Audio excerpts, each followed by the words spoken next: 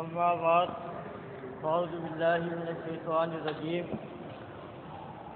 بسم اللہ الرحمن الرحیم میں یشاء ایک منٹ ہو گیا جان صحیح کر رہا صحیح نہیں کیا مسئلہ ہو جائے گا.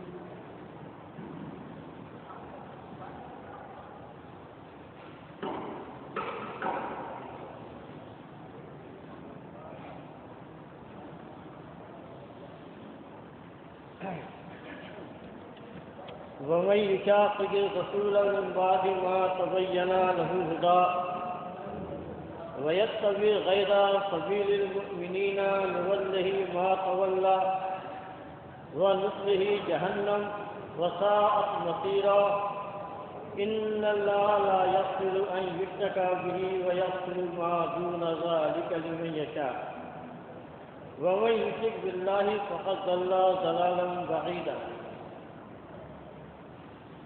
یہ سورہ نساء آیت نمبر 115 اور 116 ہے. یہ دو آیتیں تلاوت کی ہیں. پہلی آیت مومنین کے راستے کو اختیار کرنے سے متعلق ہے کہ اللہ تبارک و تعالیٰ نے سبیل المومنین کا ذکر کیا ہے. قرآن میں سبیل المجرمین کا بھی ذکر ہے اور سبیل المجرمین میں بڑے بڑے مجرم جیسے فرعون، حامان، قارون، آزر، سامری، ابو لہب، یہ بڑے بڑے نام قرآن میں بتائے گئے ہیں اور ان کا راستہ بتایا گیا کہ یہ لوگوں کو گمراہ کرنے والے، لوگوں کو جہنم لے جانے والے اللہ کے دشمن تھے. اور دوسرا راستہ سبیل المومنین کا ہے، یعنی کہ ایمان والے جنہوں نے ایمان کا راستہ اختیار کیا، ایمان کی خاطر اپنا گھر بار چھوڑا، مکے سے ہجرت کر کے مدینے آ گئے، اپنے اہل و عیال سے جدا کر دیے گئے لیکن وہ ایمان سے ثابت رہے. تو اللہ تبارک و تعالیٰ فرماتا ہے میں یشاقق رسول، جو رسول کی مخالفت کرے، من بعد ما تبین لہ الہدی، جبکہ اس کے سامنے ہدایت کھل چکی ہے، صاف ہو چکی ہے، عیاں ہو چکی ہے، روشن ہو چکی ہے. تو وہ ہدایت کے کھل جانے کے بعد، صاف واضح ہونے کے بعد، روشن ہونے کے بعد رسول کی مخالفت کرے.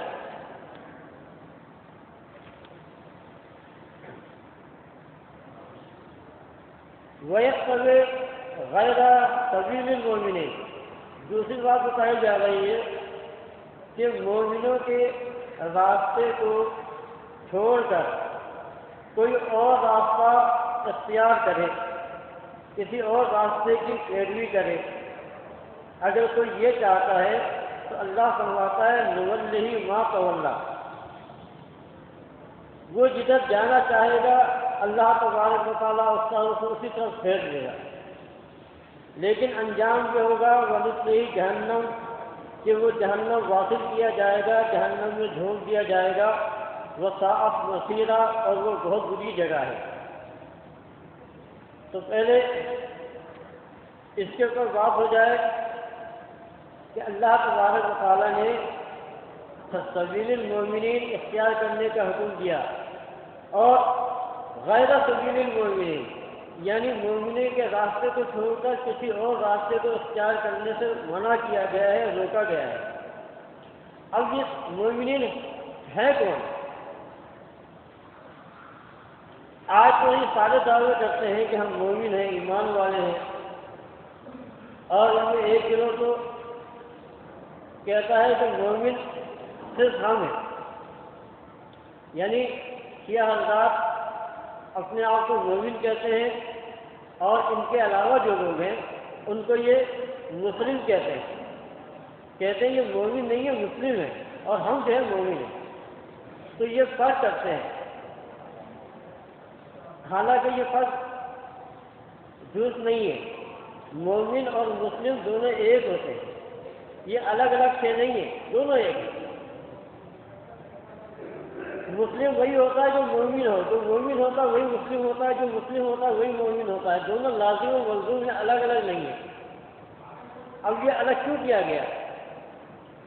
الگ اس لیے کیا گیا کہ ان کے لیے بڑی مشکل تھی کہ اگر یہ اپنے علاوہ دوسروں کو کہہ دیں گے کہ یہ سارے کافر مشرک تھے تو ایک مسئلہ کھڑا ہو جائے گا، وہ ان کے اندر رہ کے کام نہیں کر سکیں گے۔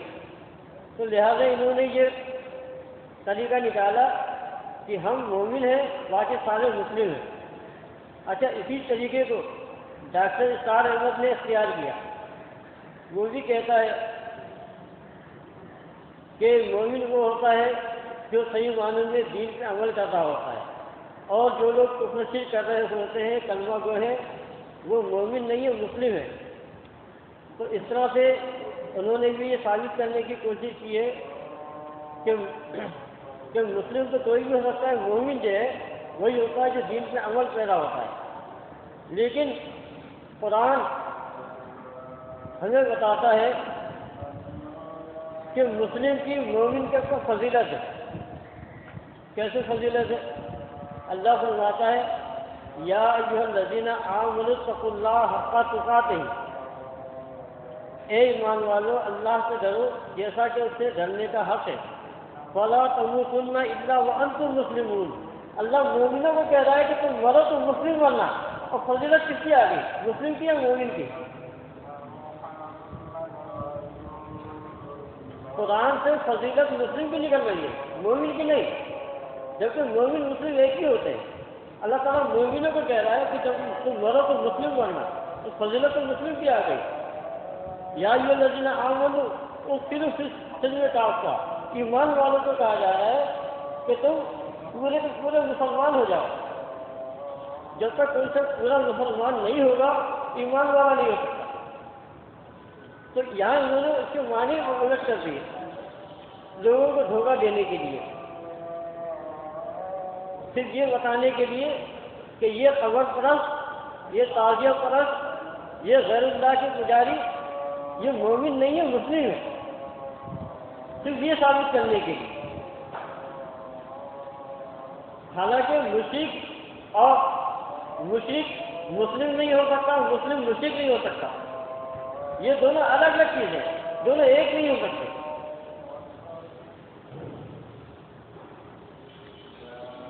فرمایا وَيَتَّبِعْ غَيْرَ سَبِيلِ الْمُؤْمِنِينَ، اب یہ مومن ہے کون؟ یہاں مومن کہا جا رہا ہے اصحاب رسول کو، صحابہ کرام کو، جس کے لیے اللہ تبارک و تعالی خود اپنی کتاب میں گواہی دیتا ہے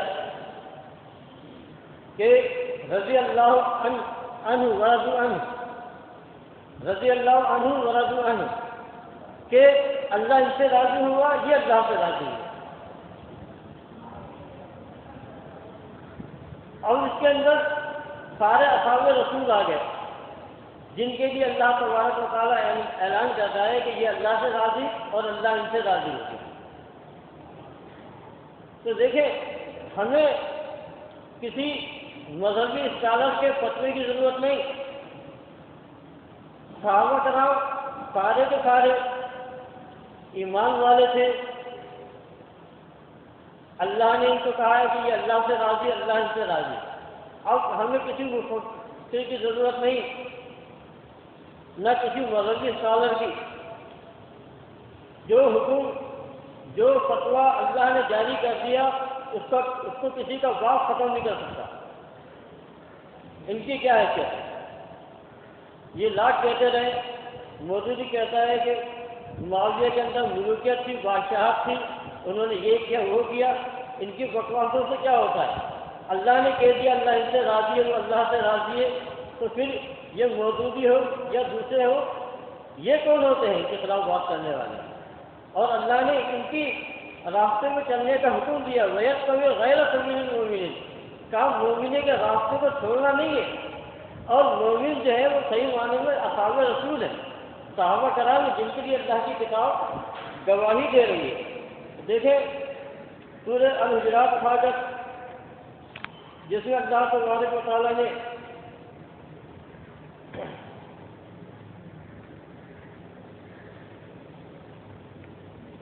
ان کی گواہی دی ہے، فرمایا وَلَٰكِنَّ اللَّهَ حَبَّبَ إِلَيْكُمُ الْإِيمَانَ، فرمایا لیکن اللہ نے تمہارے دلوں میں ایمان کی محبت ڈال دی، ایمان کی محبت ڈال دی اللہ نے تمہارے دلوں میں، وَزَيَّنَهُ فِي قُلُوبِكُمْ، اور تمہارے دلوں کو ایمان سے مزین کر دیا، آراستہ کر دیا، یعنی تمہارے دلوں کے اندر ایمان کو سجا دیا، سنوار دیا، محبت ڈال دی۔ وَكَرَّهَ إِلَيْكُمُ الْكُفْرَ، اور تمہیں کراہیت دلا دی، نفرت دلا دی کفر سے، والفسوق، اللہ کی نافرمانی سے، گناہ سے، والعصیان، اللہ کی نافرمانی سے تمہیں نفرت دلا دی، یعنی تم کراہیت کرتے ہیں یہ لوگ اللہ کی نافرمانی سے، فسق سے۔ اولئک هم الراشدون، فرمایا یہی لوگ ہیں جو صحیح معنوں میں راہ راست پر ہیں، ہدایت پر ہیں، حق پر ہیں۔ تو دیکھیں جب قرآن یہ گواہی دے رہا ہے تو پھر کسی کے فتویٰ دینے سے کیا ہوتا ہے؟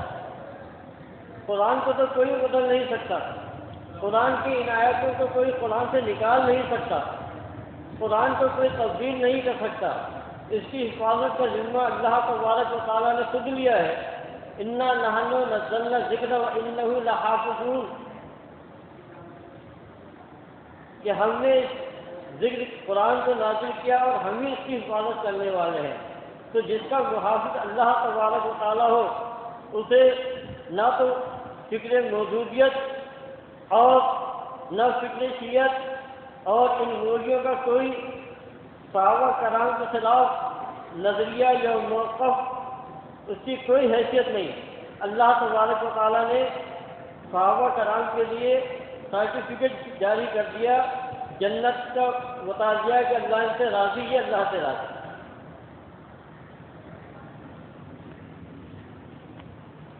تو سورہ نساء میں اللہ تبارک و تعالیٰ نے مومنین یعنی صحابہ کرام کے راستے کو اختیار کرنے کا حکم دیا، اور یہ صحابہ کرام تھے جنہوں نے نبی علیہ السلام کا ساتھ دیا، مکے سے اپنا گھر بار چھوڑا، مدینے آ گئے، اپنے اہل عیال کو چھوڑا، اپنی زمینوں سے، کاروبار سے الگ کر دیے گئے۔ تو آپ دیکھیں، لیکن یہ اصحاب رسول جو ایمان کے اوپر قائم رہے اور انہوں نے کچھ پرواہ نہیں کی۔ اللہ تبارک و تعالیٰ نے ان کی خوبیاں، ان کی صفات اپنی کتاب میں بیان کی ہیں، اور یہ بھی بتا دیا کہ اگر یہ کفار و مشرکین بھی اسی طرح ایمان لے آئیں جس طرح صحابہ کرام ایمان لے آئے تو یہ راہ راست کو پا لیں گے۔ یعنی اللہ نے اگر قرآن و سنت کے علاوہ کوئی اسٹینڈرڈ یا معیار بتایا ہے تو وہ اس دور کے جو ایمان والے تھے صحابہ کرام سے ان کو بتایا ہے کہ یہ اسٹینڈرڈ ہے، معیار ہے، انہی کے ذریعے سے دین اسلام ہم تک پہنچا ہے۔ اگر ان کے کردار کو داغ لگا دیا جائے، ان کی کردار کشی کی جائے تو ان کے ذریعے سے جو اسلام ہم تک پہنچا ہے وہ خود بخود مشکوک ہو جاتا ہے، اور یہی کوشش رہی ہے اس دور کے اندر یہود و نصارہ کی اور مجوسیوں کی، لیکن بعد کے اندر اس سازش میں شیعہ سنی سارے شریک ہو گئے۔ آج سارے کے سارے یک زبان ہیں۔ آپ اندازہ لگائیں کہ پورے دین اسلام کو کربلائی دین بنا دیا، پورے دین اسلام کو کربلا سے وابستہ کر دیا گیا۔ وہ کہتے ہیں کہ غالب اقبال کا شعر ہے کہ قتل حسین اصل میں مرگ یزید تھا، اسلام زندہ ہوتا ہے ہر کربلا کے بعد۔ مسئلہ یہ ہے 61 ہجری میں ایک واقعہ کربلا ہوا تھا، آج صورتحال یہ ہے کہ پورا عالم اسلام کربلا بنا ہوا ہے۔ پورا عالم اسلام، پورا عراق ہے، شام ہے، مصر ہے، لبنان ہے، ترکی ہے، افغانستان ہے، پاکستان ہے، پورا عالم اسلام کربلا بنا دیا گیا ہے۔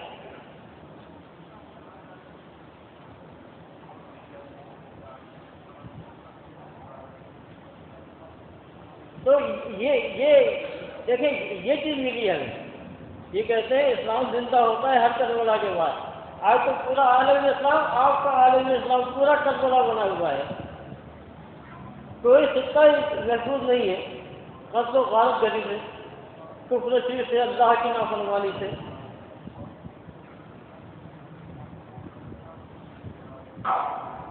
پورے عالم اسلام جس کو آپ کہتے ہیں، کہیں پر بھی قرآن و سنت کا اسلام نہیں ہے، کہیں اس کے قانون نہیں ہے۔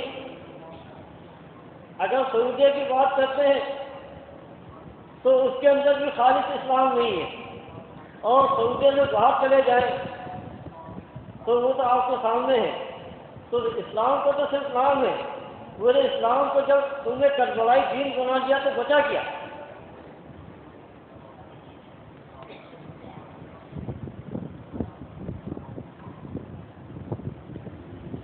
اور پھر آپ دیکھیں ان کا پورا دین ہسٹری، تاریخ کے اوپر چل رہا ہے۔ آپ اندازہ لگائیں کہ انہوں نے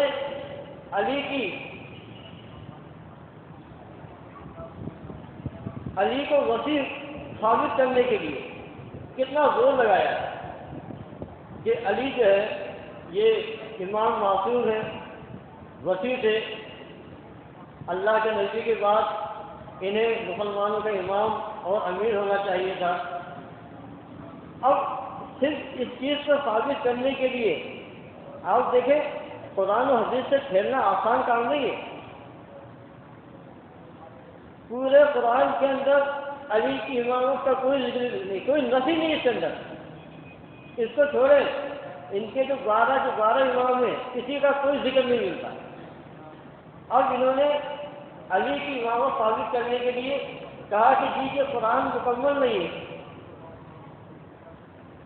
اصلی قرآن امام مہدی کے لے کے غائب ہو گیا ہے، وہ آئے گا، واپس آئے گا اصلی قرآن لے کے، اس میں سورہ فاطمہ بھی ہے، سورہ علی بھی ہے۔ اب خالص اور صحیح دین کے لیے انتظار کرو امام مہدی کا، وہ ایسا غائب ہوا ہے کہ آج 1400 سال ہو گئے، اس کا کوئی وجود پتہ ہی نہیں ہے کہ گیا کہاں ہے۔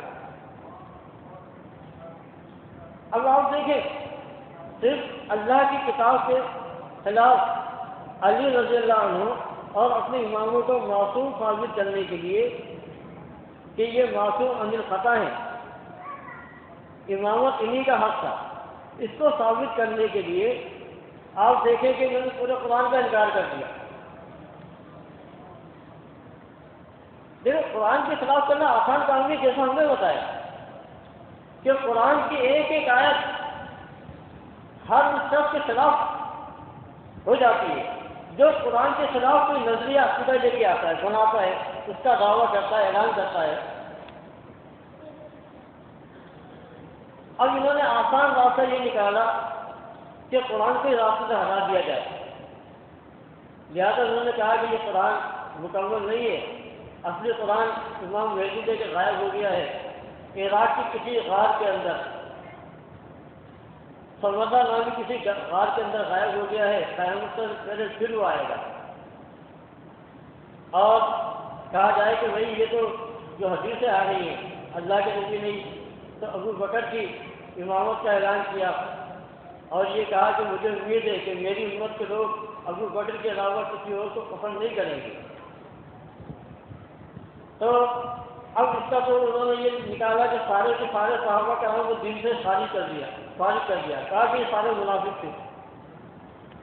آپ دیکھیں اپنی غلط بات کو ثابت کرنے کے لیے قرآن کا بھی انکار کر دیا، حدیث کا بھی انکار کر دیا،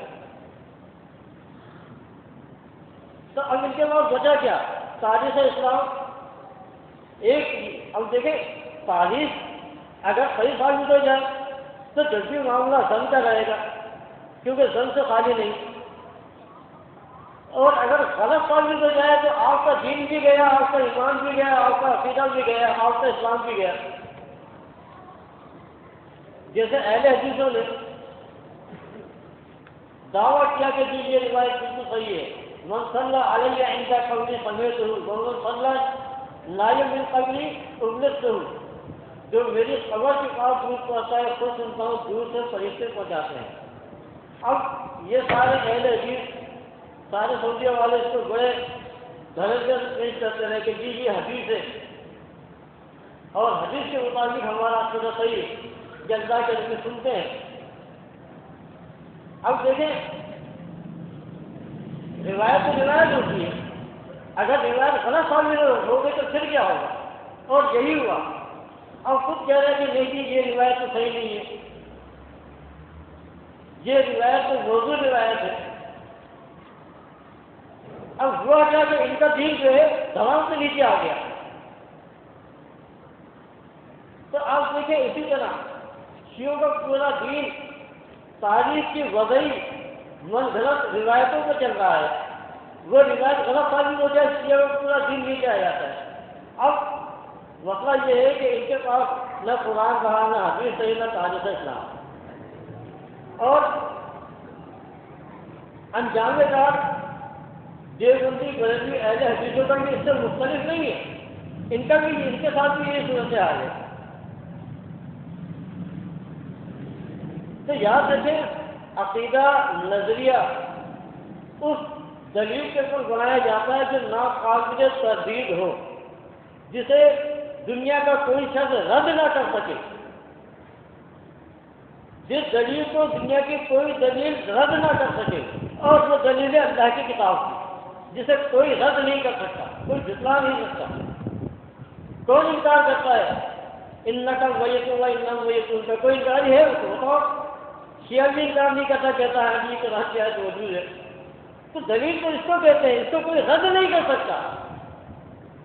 لیکن اب ان کا پورا دین من گھڑت وضعی شیعی روایتوں میں چل رہا ہے، دیوبندیوں کا دین وسیلے والا، یہ ایک انتہائی موضوع من گھڑت وضعی روایتوں پر چل رہا ہے کہ آدم نے توبہ کی اور محمد کا وسیلہ دیا، واسطہ دیا، من گھڑت جھوٹی روایت۔ جب روایت جھوٹی ہو گئی تو پورا دین زمین روز ہو گیا۔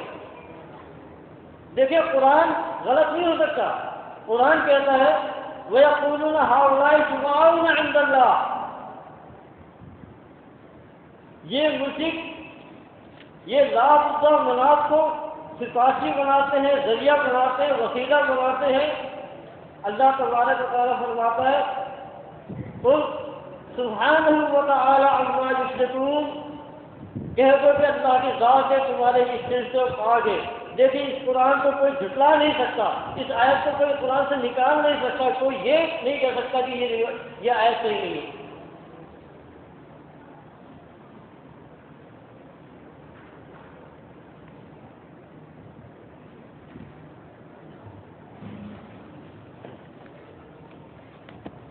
اب دیکھیں ایک طرف ان مولویوں کا فتویٰ ہے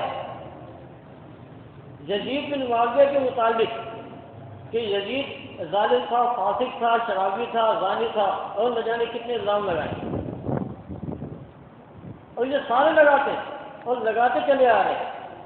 1400 سال سے یہ الزامات لگ رہے ہیں، لیکن ان کے الزام لگانے سے مدرسے دیوبند کے یزید کو زانی شرابی کہنے سے کوئی فرق نہیں پڑتا، بریلویت کے کہنے سے کوئی فرق نہیں پڑتا۔ وحید الزماں اہل حدیث کا کہتا ہے کہ یزید پلیت لکھتا ہے اپنی تفسیر کے اندر، لیکن زوال نبوت نے کیا کہا؟ زوال نبوت نے اعلان کیا، اللہ کے نبی فرماتے ہیں کہ اول جیشن من امتی یغزون مدینہ قیصر مغفور لہم۔ زبان نبوت سے نکلے ہوئے یہ الفاظ، ان الفاظ کو کوئی قطع نہیں کر سکتا، نہ دیوبند کے مدرسے سے اور نہ بریلیت کے، نہ شیعت کے۔ اللہ کے نبی کی زبان سے نکلے ہوئے الفاظ ہیں کہ میری امت کا وہ پہلا جیش، پہلا لشکر یغزون مدینہ قیصر، جو غزوہ کرے گا، جنگ کرے گا، حملہ کرے گا مدینہ قیصر، قیصر کے شہر مدینے پر، مغفور لہم، ان تمام لوگوں کے لیے مغفرت ہے۔ تو آپ دیکھیں کہ جب اللہ کے نبی نے یہ اعلان کیا، تو جب معاویہ رضی اللہ عنہ نے 49 ہجری میں غزوہ قسطنطنیہ کے لیے برری اور بحری حملوں کا انتظام کیا اور برری فوج کا سپہ سالار اپنے بیٹے یزید کو بنایا۔ صحیح بخاری اس بات کے اوپر گواہ ہے، اور یہ وہ لشکر تھا کہ جب یہ نکلے ہیں غزوے کے لیے، تو ابو ایوب انصاری جن کی عمر 80 سال ہے، وہ کہتے ہیں کہ میں اس غزوے میں شریک ہوں گا۔ لوگ منع کرتے ہیں، گھر والے منع کرتے ہیں، 80 سال کے ہو گئے ہو، اس عمر میں کہاں؟ کہتے نہیں میں جاؤں گا اس غزوے میں۔ اللہ کے نبی نے بشارت دی ہے، وہ زبردستی جاتے ہیں اور وہیں وہ ان کی وفات ہو جاتی ہے۔ آج بھی ان کی قبر قسطنطنیہ کی جو فصیل ہے وہاں پر موجود ہے۔ تو آپ دیکھیں یہ ساری باتیں موجود ہیں، اور بخاری کہتے ہیں جس غزوے میں ابو ایوب انصاری نے وفات پائی ہے، تو وہ کہتے ہیں وہ یزید بن معاویہ علیہم فی ارض، کہ یزید بن معاویہ ارض میں ان کے سپہ سالار تھے۔ تو اب آپ دیکھیں جب زبان نبوت نے گواہی دی تھی اس لشکر کی مغفرت کے لیے، تو پھر یہ کون ہوتے ہیں یزید کو ظالم کہنے والے، گالیاں دینے والے، فاسق کہنے والے؟ اور ان کے ظالم فاسق کہنے کی کوئی حیثیت نہیں ہے۔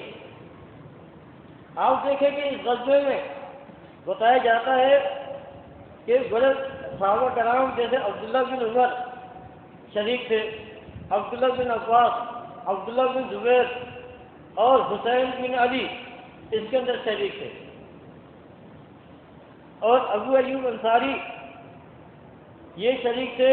انہوں نے لشکر کے امیر یزید بن معاویہ کو وصیت کی کہ میرا جنازہ سرزمین، ان کی دشمنوں کی سرزمین سے جتنی دور لے جا سکو لے جا کر دفن کر دینا۔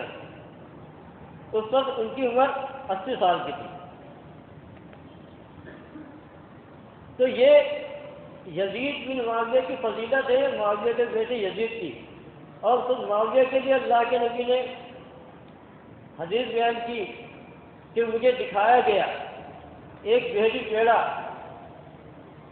اللہ کے نبی نے کہا کہ قد اجبوا، ان پر واجب ہو گئی۔ پوچھا کیا واجب ہو گئی؟ آپ نے کہا جنت واجب ہو گئی۔ اس لشکر کے سپہ سالار معاویہ، دوسری بشارت مغفور لہم، اس کے سپہ سالار ان کے بیٹے یزید۔ یہ تو دیکھیں حدیث کی کتابوں میں یہ موجود ہے، یہ کوئی وضعی تاریخی داستان نہیں ہے، محض حدیث کی مستند کتاب کے اندر، بخاری کے اندر یہ موجود ہے۔ اور آپ دیکھیں کہ ان کا رشتہ کیا تھا۔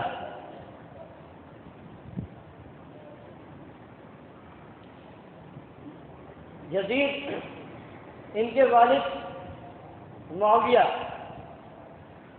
ٹھیک ہے، معاویہ رضی اللہ عنہ کی بہن ام حبیبہ رضی اللہ عنہا نبی کریم صلی اللہ علیہ وسلم کی بیوی تھی، نکاح میں تھی، بیوی تھی۔ اس رشتے سے معاویہ اللہ کے نبی کے صالح ہوئے اور یزید اور ان کے درمیان پھوپھا بھتیجے کا رشتہ ہوا، یعنی اللہ کے نبی یزید کے پھوپھا تھے۔ اور ان کا رشتہ دیکھیں، عبداللہ بن جعفر طیار کی بیٹی اور حسین بن علی کی بھتیجی یزید کی بیوی تھی، یعنی ام محمد،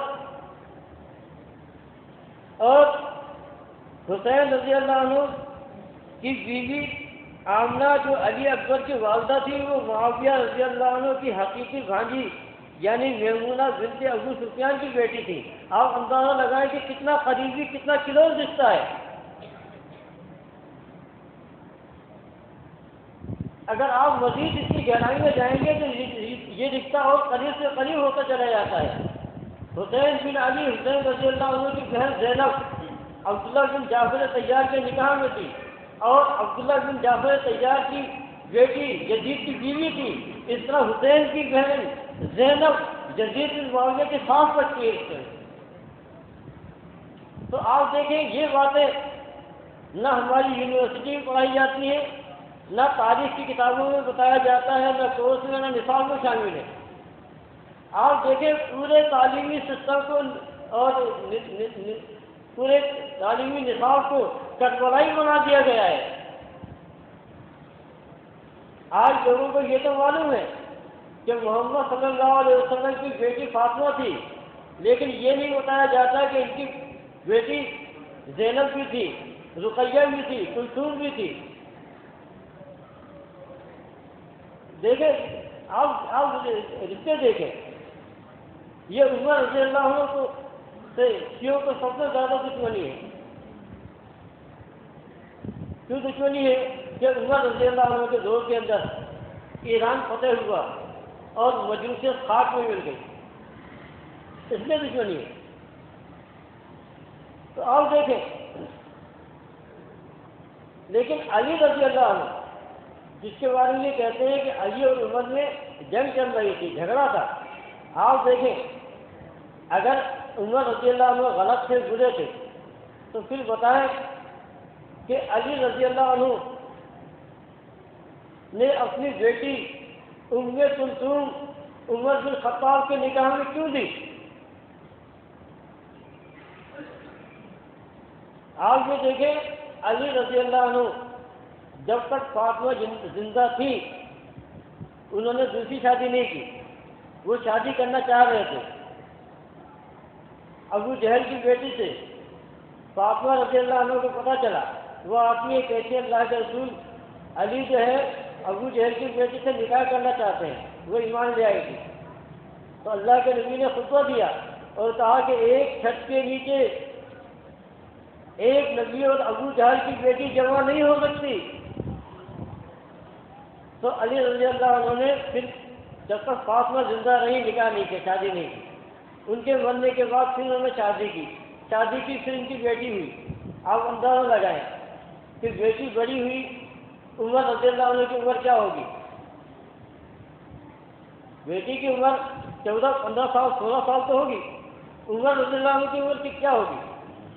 علی رضی اللہ عنہ نے عمر رضی اللہ عنہ کو اپنی چھوٹی بیٹی دے دی۔ اگر دشمنی ہوتی ان کے درمیان تو اپنی بیٹی کیوں دیتے رشتے؟ تو دیکھیں یہ باتیں کوئی نہیں بتاتا، تو گالیاں سن لو کہ یزید ایسا تھا ویسا تھا، معاویہ نے یہ کیا، فلاں نے یہ کیا، یہ باتیں بتائی نہیں جاتی جو صحیح تاریخ اسلام کا حصہ ہے۔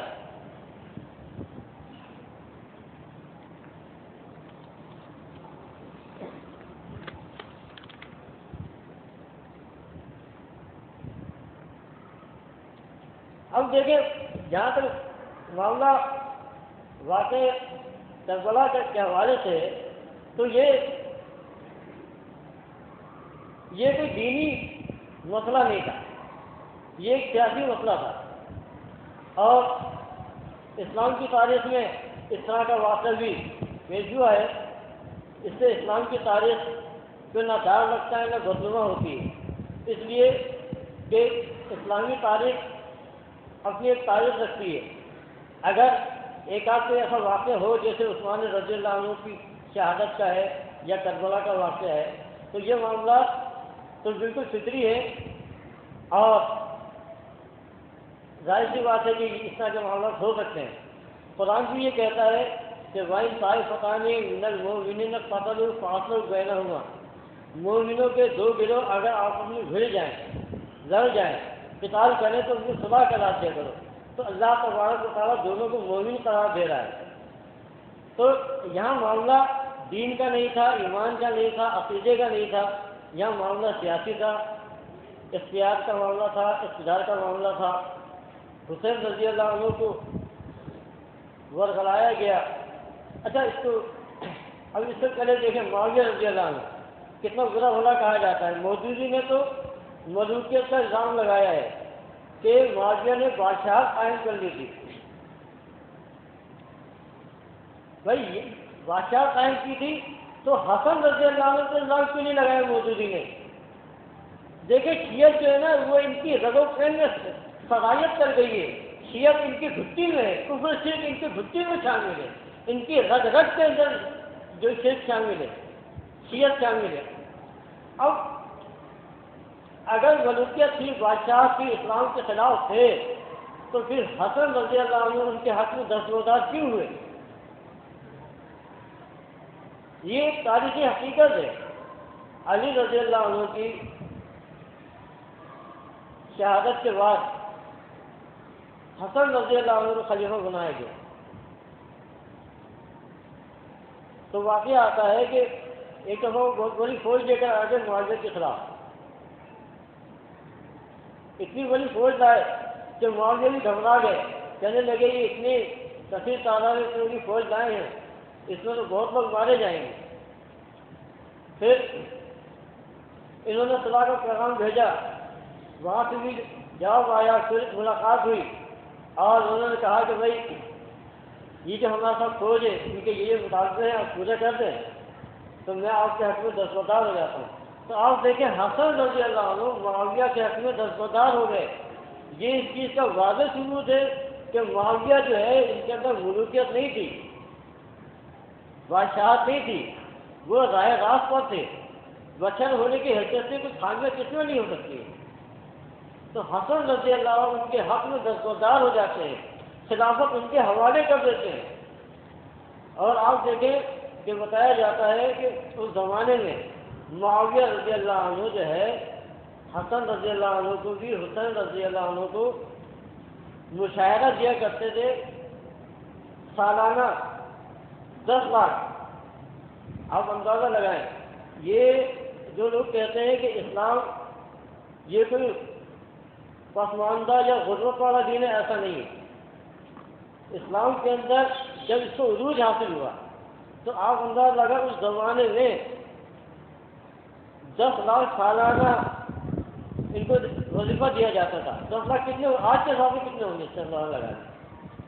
تو اللہ تبارک و تعالیٰ نے اس اسلام کی برکت سے جو اللہ تعالیٰ کہتا ہے کہ اگر بستی والے ایمان لے آتے, تقویٰ اختیار کرتے تھے تو اللہ تعالیٰ زمین و آسمان سے برکتوں کے دہانے کھول دیتا.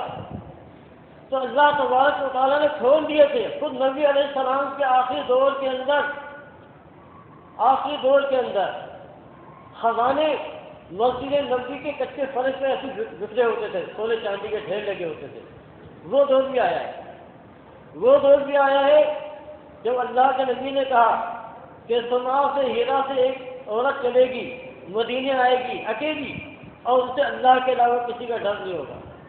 اور وہ عورت آئی بے خطر خوف ہو کے, بتایا جاتا ہے غالباً عمر بن عبدالعزیز کے زمانے میں آئی.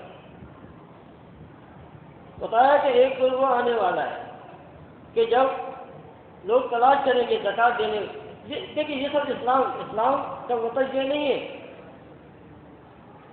کہ اسلام انسان کو محتاج بناتا ہے, فقیر بنا دیتا ہے.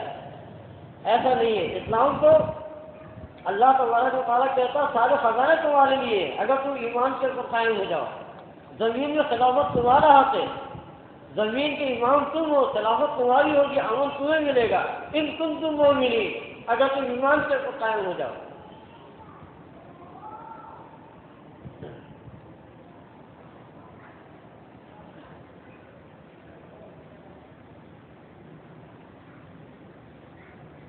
آپ دیکھیں کہ حسین رضی اللہ عنہ کو وغیرہ کے لے جایا گیا، کوفے لے جا رہے تھے کوفے کے لوگ، مسلم بن عقیل تو انہوں نے پہلے بھیج دیا تھا، وہاں سے خط آیا کہ یہ کوفے والے سارے آپ کے اوپر راضی ہیں، آپ آ جائیں۔ جب وہاں کے گورنر کو پتہ چلا کہ مسلم بن عقیل اس مقصد کے لیے آئے ہیں کوفے اور انہوں نے یہ خط لکھ کے بھیجا ہے، تو انہوں نے ان کو گرفتار کر لیا، سارے کوفے کے لوگ پیچھے ہٹ گئے۔ تو انہوں نے خط بھیجا دوسرا کہ کوفے کے لوگوں نے دھوکہ دیا ہے، آپ یہاں نہ آئیں۔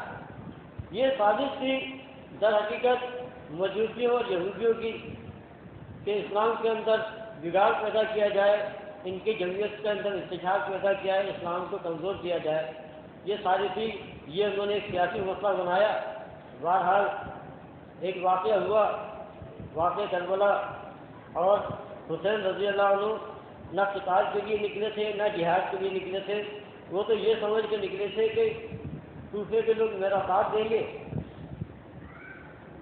اور مجھے اپنا امیر یا خلیفہ بنا لیں گے۔ آپ دیکھیں اگر یہ واقعی کہتے اسلام کا معاملہ تھا تو پھر آپ دیکھیں کہ حسین رضی اللہ عنہ کے خاندان سے تھوڑے سے لوگ شامل ہوئے، بڑے بڑے صحابہ کرام، عبداللہ بن عمر، عبداللہ بن زبیر، عبداللہ بن عباس، انہوں نے انکار کیا اور ان کو روکا اور کہا کہ مت جاؤ۔ اور عبداللہ بن عمر نے تو لوگوں کو جمع کیا اور کہا کہ دیکھو یہ خروج مسلمانوں کی جماعت سے ہم نے اللہ تبارک و تعالیٰ کے لیے اس کے ہاتھ میں بیچ کیے، یزید کے ہاتھ میں بیچ کیے، لہذا اگر کوئی ان کی بیچ سے خروج کرے گا تو وہ سمجھ لے کہ اللہ کے نبی نے فرمایا ہے کہ قیامت کے دن ہر باغی کے آگے جھنڈا لگایا جائے گا اور پھر اعلان کیا جائے گا کہ یہ فلاں شخص ہے جس نے یہ غداری کی تھی۔ انہوں نے روکا اپنے رشتہ داروں کو، لوگوں کو، کوئی جانے کے لیے تیار نہیں ہوا۔ صرف حسین رضی اللہ عنہ تھے، ان کے بچے تھے، ان کی بہن تھی، تو اس طرح سے سب ملا کے 60-65 افراد بنتے ہیں۔ یہ وہاں پر گئے اور پھر ان کو دھوکہ دے کر انہی کوفیوں نے شہید کر دیا، اور اس کے بعد پھر سارا الزام جو ہے وہ یزید کے اوپر لگا دیا، حالانکہ یزید اس پر درویش میں تھے۔ اور پھر آپ دیکھیں کہ یہ حسین رضی اللہ عنہ کے جو بیٹے ہیں زین العابدین، آپ ان کا دیکھیں کہ زین العابدین نے بھی اس واقعے کے بعد بھی یزید کے خاندان والوں میں شادیاں کی، انہوں نے انہی کے خاندان میں شادیاں کی ہیں۔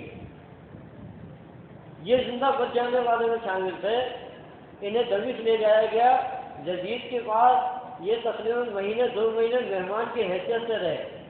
زینب حسین رضی اللہ عنہ کی بہن اور حسین رضی اللہ عنہ کے صاحبزادے یہ وہاں پر رہے، بڑی عزت و اکرام کے ساتھ رہے، کوئی معاملہ نہیں تھا۔ اگر یزید قاتل ہوتا تو کوئی بہن اپنے بھائی کے قاتل کے گھر پہ رہنا پسند نہیں کرتی، لیکن معاملہ یہ نہیں تھا۔ زینب یزید کی ساس تھی، وہ اپنے داماد کیا ان کی داماد جو تھا مسلمانوں کا خلیفہ تھا، درویش جو تھا، درویش جو ہے دارالخلافہ تھا۔ تو یہ ساری داستانیں جو بنائی گئی ہیں ان کی کوئی حقیقت نہیں ہے، یہ اسلام میں بگاڑ پیدا کیا گیا ہے۔ میں نے آپ کو بتایا کہ آپ دیکھیں اسی گمراہی کی وجہ سے، کفر شرک کی وجہ سے جو آج ان کے اندر پایا جاتا ہے، آج پورا عالم جو ہے جہاں جہاں یہ آباد ہے کربلا بنا ہوا ہے، ان کو مارا جا رہا ہے، ان کی عزتیں اچھالی جا رہی ہیں، انہیں نہ کہیں امن ہے نہ سکون ہے۔ تو یہ واقعہ کربلا ایک حادثہ تھا، یہ رونما ہوا اور اس کے بعد یہ ختم ہو گیا۔ یہ کوئی حق و باطل کا معرکہ نہیں تھا، نہ اس میں ہیرو اور ولن کا معاملہ تھا۔ معاملہ صرف اتنا سا ہے کہ اللہ کے نبی نے فرمایا کہ جب ایک خلیفہ کے ہاتھ پر بیعت ہو جائے، اسے حاکم بنا لیا جائے، اب اگر کوئی دوسرا شخص کھڑا ہوتا ہے اور لوگوں سے یہ کہے کہ تم میرے ہاتھ پر بیعت کرو، مجھے اپنا خلیفہ بنا لو، امیر بنا لو، تو اللہ کے نبی نے کہا اسے قتل کر دو، چاہے وہ کوئی بھی ہو۔ اسی طرح مسلمانوں کی جو جماعت ہو، حکومت ہو، اور اس سے اگر کوئی بغاوت کرتا ہے تو اور بغیر کسی وجہ کے، اللہ کے نبی کا فرمان ہے جب تم اپنے خلیفۃ المسلمین امیر المومنین میں کوئی واضح کفر دیکھو تو پھر اس سے علیحدگی اختیار کرو، پھر تمہارا سے کوئی واسطہ نہیں ہونا چاہیے۔ اللہ کے نبی کا فرمان ہے لا طاعۃ فی معصیۃ اللہ، اللہ کی نافرمانی میں کسی کی اطاعت نہیں، اللہ کی نافرمانی میں کسی کی اطاعت نہیں۔ آج محمد حنیف جو ہے وہ خود کو خلیفۃ المسلمین اور امیر المومنین سمجھ بیٹھا ہے، تو آپ دیکھیں کہ ان کا حال کیا ہے۔ یہ جتنی آپ کی اسلامی جماعتیں ہیں نا، اہل حدیث، مسلک اہل حدیث، یہ رجسٹر انگریزوں نے ان کو رجسٹر کیا، انگریزوں نے ان کو سند دی، تو کہنے کا مطلب یہ سارے مشرکوں کے ہاتھ رجسٹر ہے جو اب بن رہے ہیں۔ تو حنیف جو ہے جیسے جماعت المسلمین کو رجسٹر ملا، مشرکین سے رجسٹر کروائی جماعت المسلمین، تو کہنے کا مطلب یہ ہے کہ ہمیں صحیح راستہ اختیار کرنا ہے، وہ راستہ جو قرآن و سنت کا ہے، صحابہ کرام کا ہے، یہی راستہ صحیح ہے، یہی راستہ سبیل المومنین ہے۔ اس کے علاوہ جو بھی راستہ ہے وہ غیر سبیل المومنین، وہ برباد کرنے والا، جہنم میں لے جانے والا ہے۔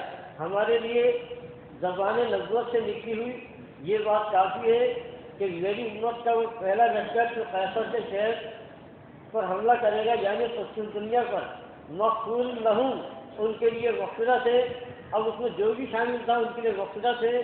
تو یزید بھی ہماری نگاہ میں حدیث کی روح سے، زبان نبوت سے نکلے ہوئے الفاظ کی روح سے مغفرت پانے والوں میں شامل ہے، اور انشاءاللہ وہ جنتی ہوگا۔ یہی ہمارا موقف ہے، اور ہم قرآن و حدیث کو اور اس پر صحابہ کو اپنا شعار بناتے ہیں۔ باقی دیوبند بریلوی اہل حدیث شیعوں کی طرف سے ان کے خلاف کیا فتوے جاری ہوتے ہیں، ہمیں سے کوئی غرض نہیں۔ ہم صحیح دین ہمارے سامنے اللہ کی کتاب کی شکل میں موجود ہے، صحیح حدیث کی شکل میں۔ اللہ تبارک و تعالی ہمیں قرآن سنت میں عمل کرنے کی توفیق دے۔ اقول قولی استغفر اللہ لی ولکم ولسائر المسلمین۔